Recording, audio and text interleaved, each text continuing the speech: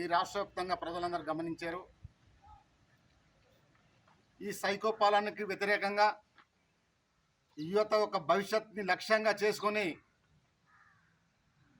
మన తెలుగుదేశం పార్టీ జాతీయ ప్రధాన కార్యదర్శి శ్రీ నారా లోకేష్ బాబు గారు యువగల పాదయాత్రని ప్రారంభించడం జరిగింది.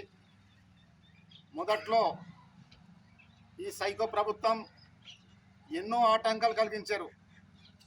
యువగల పాదయాత్రని ఎక్కడికక్కడే అణిచివేయడానికి ప్రయత్నం చేశారు. దానికి కనీసం పర్మిషన్ కూడా ఇవ్వకూడదని వాళ్ళు రకరకాల ఆంక్షలు పెట్టారు. కానీ వాటన్నిటికీ తొక్కుకుంటూ ఈవేళ మన నారా లోకేష్ బాబు గారు ముందుకొచ్చి ఈవేళ విజయవంతంగా సుమారు 3000 కిలోమీటర్ల పైబడి ఆయన పాదయాత్ర చేసి విశాఖపట్నంలో ముగించడం జరిగింది. ప్రజలు స్వచ్ఛందంగా పాల్గొని మద్దతు ఇచ్చారు. వాళ్ళ సమస్యలు తెలుసుకున్నారు. వాళ్ళ ప్రజా సమస్యల మీద లోకేష్ గారు స్పష్టమైనటువంటి భరోసా ఇచ్చారు. ఈవేళ నారా లోకేష్ గారు ఈ రాష్ట్రానికి ఒక ఆశాకిరణంగా కనిపిస్తున్నారు.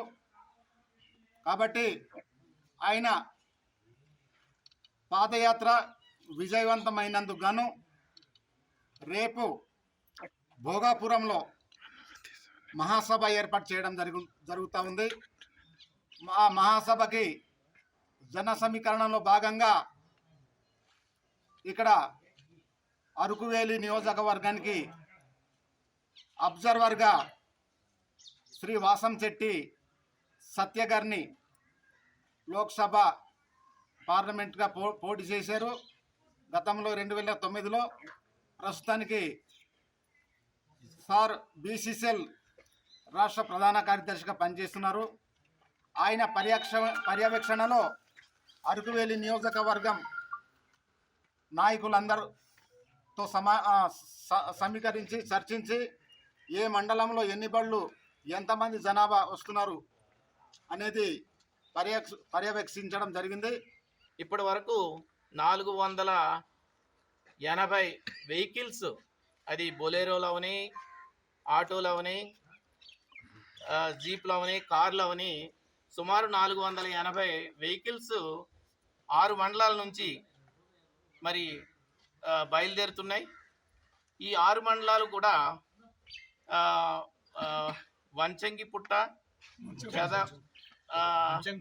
వంచంగిపుట్టు, పెదబాయలు, కుకుంపేట, దంబ్రిగూడ, అరకు వ్యాలీ మీదుగా అనంతగిరి, చిలకలగడ్డ దగ్గర కంబైండ్ అయ్యి అక్కడ ఫుడ్ పాయింట్ పెట్టాము.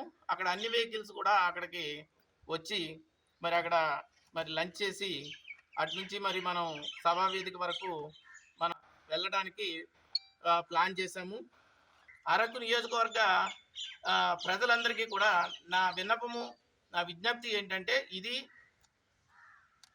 అక్రమ పాలన, దుష్పరిపాలన, మరి అధర్మ పాలన మీద మరి తెలుగుదేశం పార్టీ చేస్తున్నటువంటి ధర్మ పోరాటం